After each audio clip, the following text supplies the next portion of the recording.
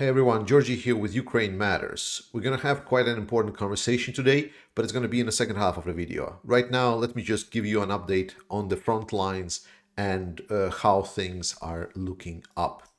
So we start as always by the northern region.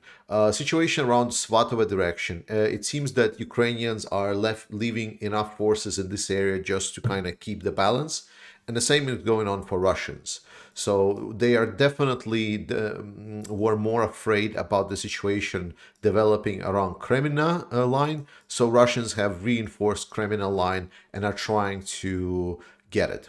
As you see, even Deep State map right now has already changed the situation. Dibrova used to be completely in red, and I've been telling you that slowly but surely Ukrainians have been advancing.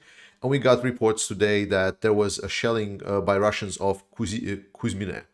And Kuzmine, that's already further than Dibrova.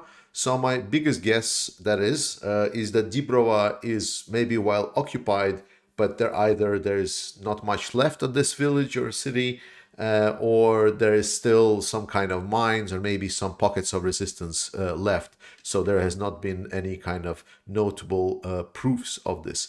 Most of the fighting, we see also videos coming from fighting around the forest south of Kremina. This has been for a while.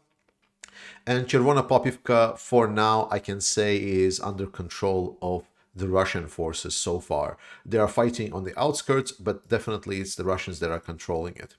So situation in Kremina is slowly changing towards Ukrainians, but Russians have been reinforcing this position for a while now. We know that from Bilohorivka, actually, Ukrainians have been sending some reconnaissance attacks towards Shupilivka over here, but it's mostly, my guess is just a scouting attacks or probing attacks. So don't mind if you see anything like this.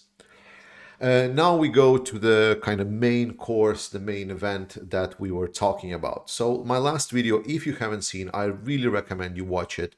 I've said that Russia is preparing a big attack on Soledar, and this is indeed what we have seen happening. So the situation developed exactly as we were describing. Basically, Russians, they saw the positions of Ukrainian around Bakhmutske and this part of Soledar over here, but these positions after loss of Yakovlivka was a little bit harder to maintain because of the topography of the Soledar. It's a little bit in a valley, and from Yakovlivka you have access from from the hills down. And secondly, we saw that Russians, there is mostly fields here, but we saw that Russians are trying and probing how to advance through these fields. What's the path to take? And basically, this is what they did. So what happened is after the VDV and regular Russian army, like the elites forces, came in, they attacked both directly through the Soledar. They did attack from the north as Yakovlivka, as we said, and they additionally attacked Pithorodne and Krasnohora to kind of fix the Ukrainian troops in place. And that allowed basically the Russian main force to flank the Soledar city. Now, Ukrainians had it rough. There was very, very good defense positions in Soledar. And I think a lot of people are now saying that, Ukrainians just fell back to the better defensive lines. But we just need to understand that this is war. And someone gave me a good comparison of the war. That war is very rarely like a one-sided match. It's more of a, imagine like a football or basketball game where sometimes you score, sometimes the enemy score. Like what matters at the end, obviously, is what scores the teams are accumulating by the end of it. Like who is the winning side, who is the losing one. But during the match, there might be wins and losses for both sides. And saying that Soledar and that the fact that Ukrainian troops have been retreating in Soledar is some kind of win, that's a little bit silly. So forgive me. But what happened is I'm going to try to switch here to the topographic map just because it's just a little bit easier to see. So here you can see that Soledar is actually separated roughly in three parts. There is the southern part with Soledar of Bakhmutske, then there is the central part, and then there is like this outskirts where like some industrial buildings are. So what happened is Ukrainians were having positioning here at the southern part, and this is where basically they had it roughest, because they saw that they are advancing upon, they saw that they've been flanked from both sides, and at that moment it was coordinated retreat, because we actually even saw videos of Ukrainians being ordered to retreat to the back of Soledar. On the shoulders of them retreating and Ukrainians not having fully established some of the defense lines, we saw that Russians were able also to get into the center of Soledar and also almost completely push Ukrainians out of it. Then there was this tactical maneuvers that maybe people already know about, talked about. I usually don't try to talk about what kind of tactics Ukrainian army is using, because I don't want to cause Ukrainian army to suffer because we are exposing something that was not exposed. So I try to say the least about what Ukrainian army does as I can, and as general as I can. But this has been quite widespread. So Ukrainians basically used the salt mine tunnels under the city to underpin the attack of the Russians, and then they used their superior night vision equipment to then push the Russians out towards the outskirts of this central area here. So basically where the deep state map right now goes, this is actually quite accurate where the Ukrainian defensive line is. Importantly, it's not a positional warfare. The fighting in Soledar is still pretty hard. Saying that Soledar has been held is a little bit premature. It's a still very hot war zone. Even now, we have very conflicting messages saying how far the Russians have advanced and how much Ukrainians have pushed them back. So be wary in the coming week until we can hear whether or not Soledar can be stabilized to actually get it as a setup as a new defense line, especially because we know that Russians want to get here and cut the supply lines on this side or on this side. So essentially, if they're able to cut out the supplies for Soledar, which is not as big of a city as Bakhmut, for example, and it's possible to do, so then the situation in Soledar will be quite tough. So there is still a maneuver possibility for the Russians. With that explained, we need to understand that we need to have trust in the armed forces in Ukraine. One of the main questions that I really want to underscore that people said is, how does Ukrainian army takes it when they, for example, lose a position like this, like a key area of Soledar? And I answered that the most important thing is that they have a lot more methodical, a lot more chill approach. So we as viewers of this conflict often over dramatize certain positions in the war. So for example, if the Soledar falls, then there would be a lot of drama online about like, oh my God, everything is lost, which is not the same as what's happening in a lot of Ukrainian forces. They are a lot more, well, this complicates things, but our main job is to defeat the enemy and not to keep Soledar or Bakhmut or whatnot. This is all kind of part of the greater war effort. So it's just wake up next day and do your job next day again. So it's a lot more methodical and grinding down. It's going to be a long war. I told you about it. So we need to brace for the fact that our team can also get can also pass a couple of scores. With that said, the most important thing for us to be aware of is obviously if Soledar falls, which is it's not yet. The Ukrainians are fighting and they're doing a good job, so have trust in the armed forces of Ukraine. The second most important is Krasna Hora. Again, Russians have not taken it yet, because if those two are taken, then this sabotages the north delivery routes to Bakhmut. At that moment, I will not say Bakhmut is fine. I would say the Bakhmut is still okay. Why?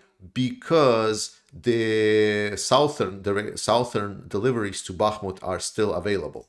So for the southern deliveries, as I explained time and time again, Russians need to take Klishivka, they need to take Opytne, which they almost completely did by this point. By the way, at the same time they were attacking Soledar, they also did a big attack around Opytne. But they also need to get through these hills that are kind of a little bit to the west of Opytne. It's also a challenge. While there is not a lot of buildings, the terrain here favors the defenders very heavily. So that's something for us to be aware of. The fightings around Avdiivka have been subsided a bit, but right now it's mostly just like a positional fighting. And the same goes around Marinka, as despite Russians claiming that they took it 100 million times, they still haven't. And the south part. I think about the southern part, there is not much to say. There is artillery shelling, and I think this is something for us to better cover in the second part of the video that we're going to be talking about.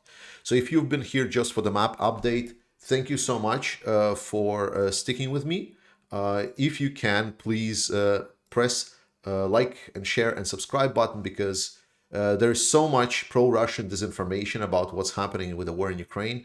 And if you share and like this video, then it just allows more actual, true information about the war get around. So thank you for that.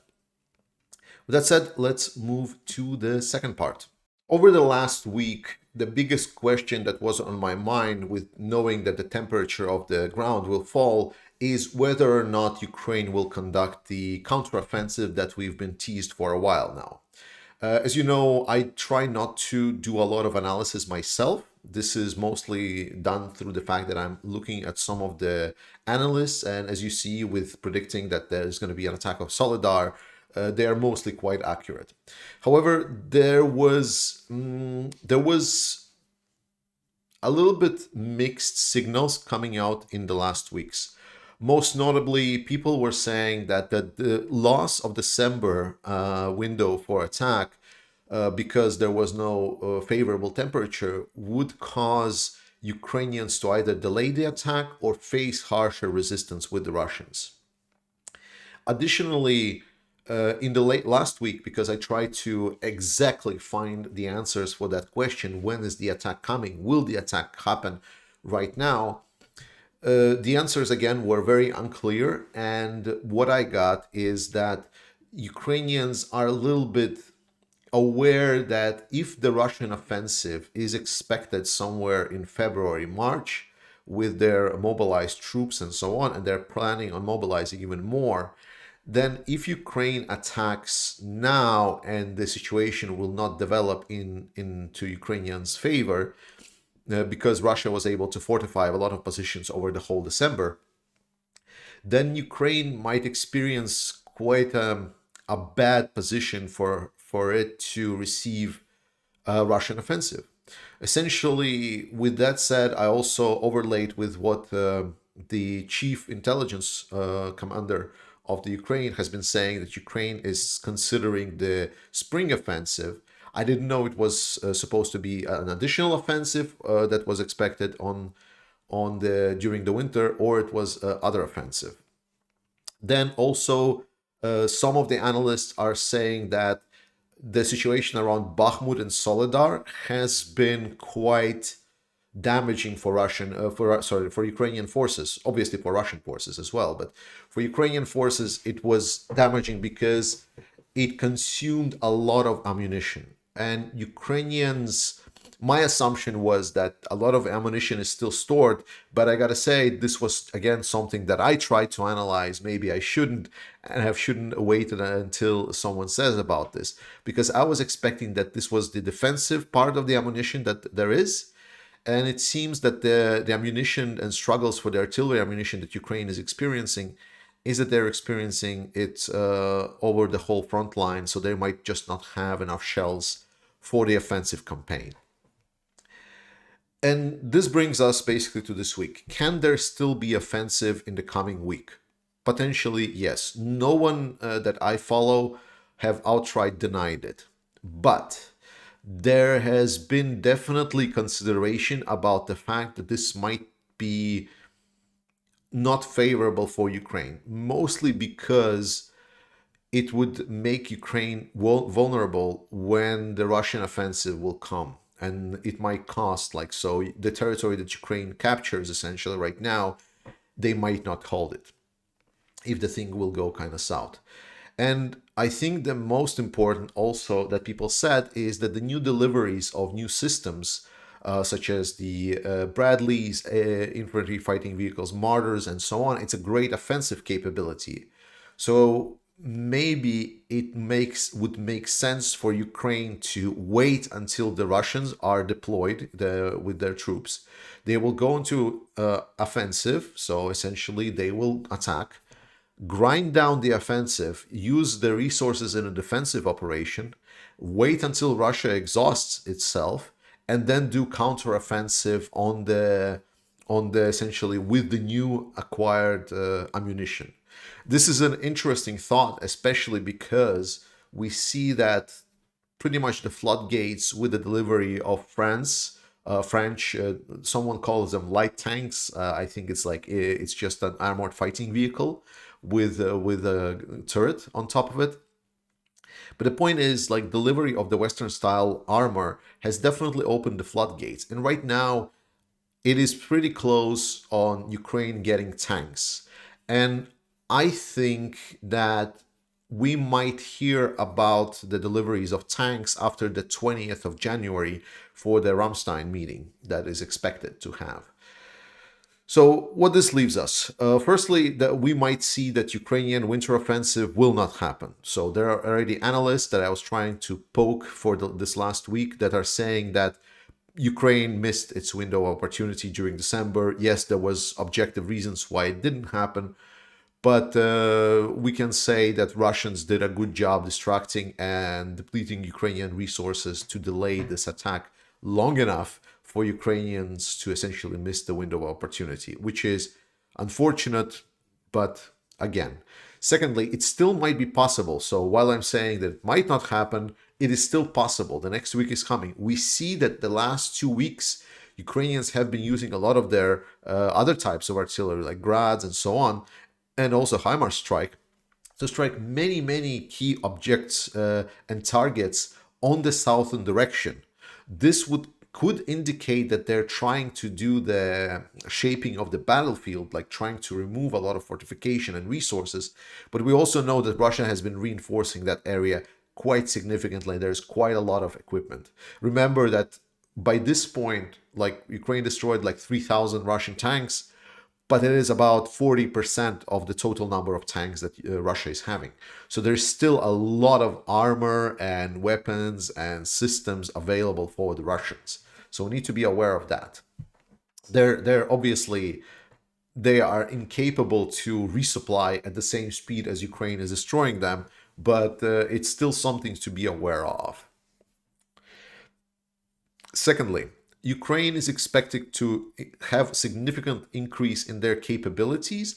If the tanks will be announced on January 20, then we can say for sure we can expect a Ukrainian counterpunch to be extremely strong in the spring offensive. That is for sure. And this is what also some of the Ukrainian talking heads are saying.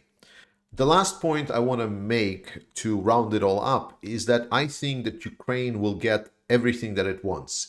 It will get tanks, it will get planes, it will get long-range artillery, it will get all the ammunition. We see that slowly but surely any kind of resistance and any kind of fantasies about Putin coming back to his senses and negotiating the end of the war are completely crumbling in the Western spheres. And we see that especially someone like Macron, he's seeing that he was able to take, with the going of Boris Johnson, despite him being quite a divisive figure in a lot of European politics, we see that Rishi Sunak definitely gave way for France to be able to capture essentially the flag of being a front runner for this for supporting Ukraine, especially because Mr. Olaf Scholz decided that he's not ready to take it yet. So we see that France is looking for it. Macron would be really happy to be regarded as one of the champions of supporting Ukraine. We know that his ego is very much pleasantly motivated by it. So I think it's a win-win. And I think overall we can see that this war will come to an end in the Ukrainian side just because the production capacities for the EU and the US are finally kicking off, and we see a lot of the capabilities being supplied to Ukraine that will grind Russia into dust. Thank you so much for watching. Thanks so much to all of the people that are subscribing and supporting this channel. Like, share this video, and I see you guys next time. Slava Ukraini!